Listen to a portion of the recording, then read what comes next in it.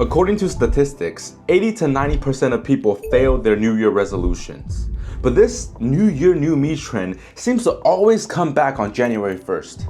You go to your local gym, it's packed because everyone there wants to get in shape. I mean, they might stick it out for a week or two, then they give up because it's too cold. And then they start the cycle all over again the next year. So why is it so hard to stay on track with your New Year resolution? And how can we set realistic, achievable goals in 2026 so that you don't fall off and you don't quit?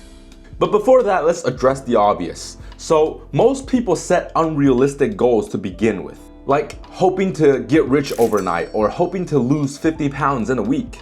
What this shows is their lack of understanding and the probability of them achieving these goals. They overestimated their commitment because of this New Year, New Me trend. They think that they all built like David Goggins. And when they don't end up achieving their goals, they lose motivation and get disappointed. And then they quit. Is it possible to lose 50 pounds in a week? Yes. Is it possible to get rich overnight? Yes. Is it possible to win the lottery?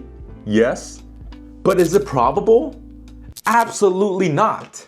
The likelihood of those events happening are extremely rare. Not every high school dropout is gonna end up becoming the next Steve Jobs. But it's possible, and that's where most people made the mistake. They place their bet with 0.001 probability with their time. When the New Year countdown begins, they get this euphoric feeling along with motivation. So they promise themselves that they will be different next year, that they will be better. But what they don't realize is that the decision that they made at the moment is based off of how they feel.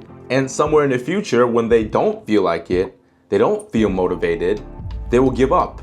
This is not how you want to approach it. So how do you set realistic goals so you're not delusional? Well, you need to set smaller goals. And I don't mean easily achievable goals. I mean break down your big goals into smaller parts so that they are achievable in a day. So you're not overestimating yourself and biting off more than you can chew. But you also need to make sure that you're heading in the right direction so you're making consistent, measurable progress. And one of the biggest mistakes that most people make is being vague. They don't have specific goals. So they write down their generalized goal for the entire year, and then they sit back, relaxed, do a little work here and there because they think they have time. They use their favorite strategy, procrastination. They think that they have the entire year to do this, so it's no rush, no big deal, right? I'll just chill today because I can always start tomorrow. I mean, we're only in the beginning of January, right? There's plenty of time. Let me just enjoy the holidays and start next month. This mindset is where majority of the people fail. I want you to know something. Anything of value needs time to achieve. Any meaningful goal requires time and effort. Now, what does that mean? The reason why you want to accomplish your goals is because they're valuable. And once you numeralize value, it turns into money. Hence why people say everything costs money. Now, why does that matter? Imagine if money didn't exist and you have to pay for your goals with your time, because time is money. And if you procrastinate and push everything back, you're essentially paying for everything you didn't do, because time doesn't stop. And at the same time, you develop the habit of exchanging massive amounts of time for as little value and little progress as possible. Because when you procrastinate, you're not getting much done. You're spending a lot of time thinking about doing the thing than actually doing the thing. So you're basically overpaying for everything with your time. The most important component in setting achievable goals is that you need clarity. In order to get clarity, you need to break down your goals into weeks or even days, but you need to break them down into smaller parts first. Meaning, you transition from I want to get rich overnight to I'm gonna make $100,000 in 2026. So instead of saying I want to lose 50 pounds in a week, you say I'm gonna lose 5 pounds this week. Now break it down even further. What are you going to do every single day to accomplish that goal? How are you going to adjust your schedule and get things done in time? Make sure that you have a deadline, and by the end of the week, always reflect back on what you've accomplished. And then you can make your predictions from there. If you only made $1,000 this week, in 52 weeks, you're only going to make $52,000. If you only lost 3 pounds this week, then you still need at least 17 more weeks before losing 50 pounds. Ask yourself, did I do everything that I can to achieve my goal this week? And is there anything that I could have done to achieve my goals faster? Only then will you start to work smarter because you will find ways to maximize your time, getting more done in the same amount of time. Now you might be thinking, I want to make more money, but my job doesn't pay me more than $1,000 a week, and I don't have time to do anything else. Or you might say, I can't lose more than 5 pounds a week because I'm too tired and I can't find the time to go to the gym. I want you to sit down for a moment.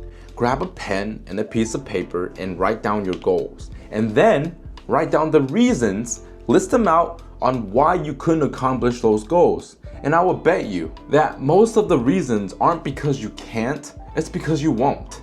It's not because you don't have time. You could make the time. I mean, sure, your job might only pay you a fixed salary, but you have 24 hours in a day.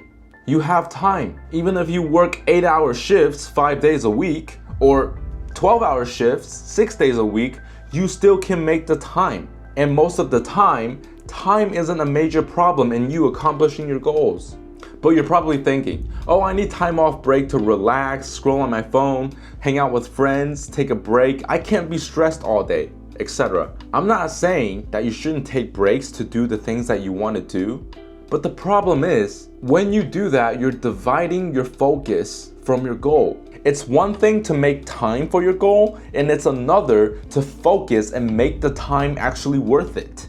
Like I said earlier, you could have all the time in the world, but if you're not focused and you procrastinate here and there, then you're going to overspend your time for something that shouldn't even take that long to begin with. You probably argue that you need work-life balance, etc. And I get it. I totally understand that it's really hard for most people to drop everything and solely focus on one thing. But if you can't do that, then you're gonna have to stop dreaming about achieving your goals. You either make the sacrifice or you don't.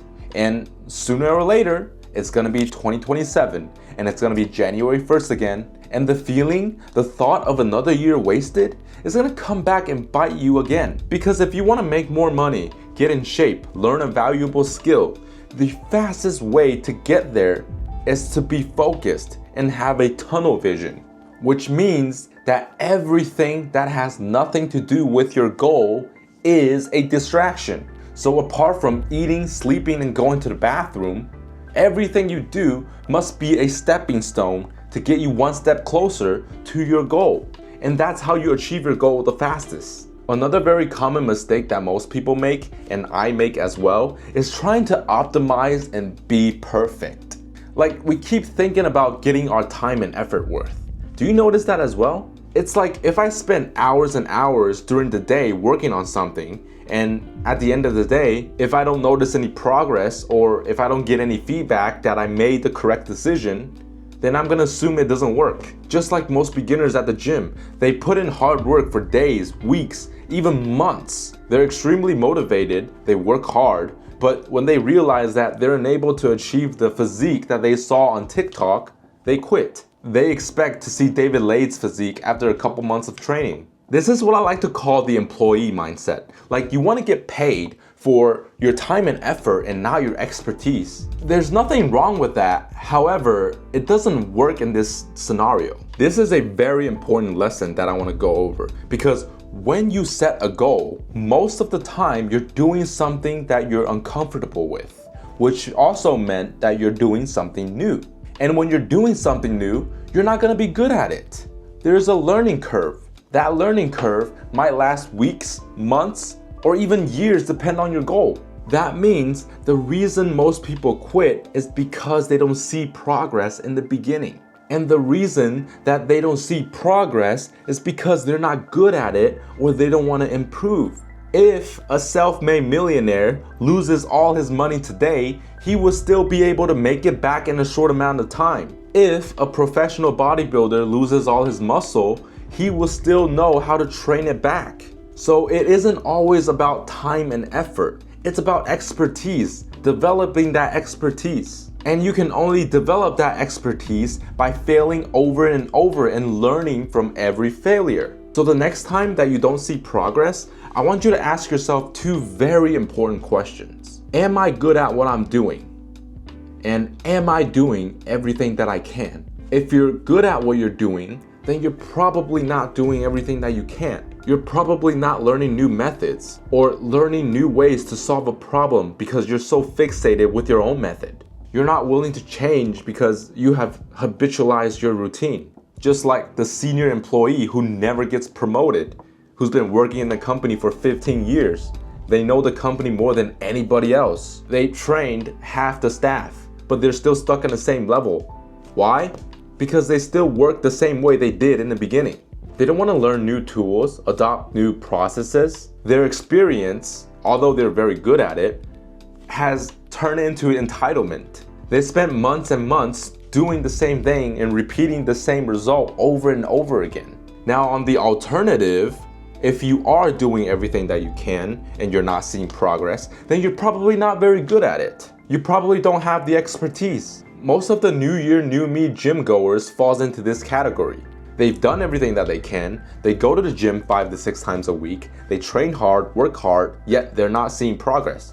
Why? It's because they quit too early or doing the exercise wrong. So after a while, they start to think that getting in shape is a scam because they've tried their best. But what they fail to realize is that they will get better over time. They just have to stay consistent. And once they get better over time, every ounce of effort that they put in from that point forward will double than they did in the beginning. But most never make it to this step because they expect immediate results, like the employee mentality. They quit before they can get good because they don't see progress. When it comes to setting New Year resolutions and achieving your goals, it was never about a brand new year. There isn't any magic in the date January 1st. In fact, it's actually more difficult for most people to follow through with their commitment because they expect themselves to be consistent throughout the entire year, when in reality, they couldn't even do it for a month. So if you're just started working towards a new goal, your expectation shouldn't be doing it for the entire year. Your goal isn't to stay consistent for the entire year. Think about doing it for a month first, then 2 months, then 3 months, then 4 months. And at the end of every month, always reflect back on your choices and ask yourself this question. Do you regret putting in hard work for this month? Or do you think that you would regret it more if you hadn't made the choices, if you hadn't put in hard work this month? I really hope that you can take away some useful ideas in this video, and I hope that this video is helpful and not a waste of your time. Thanks for watching as always, and see you in the next one.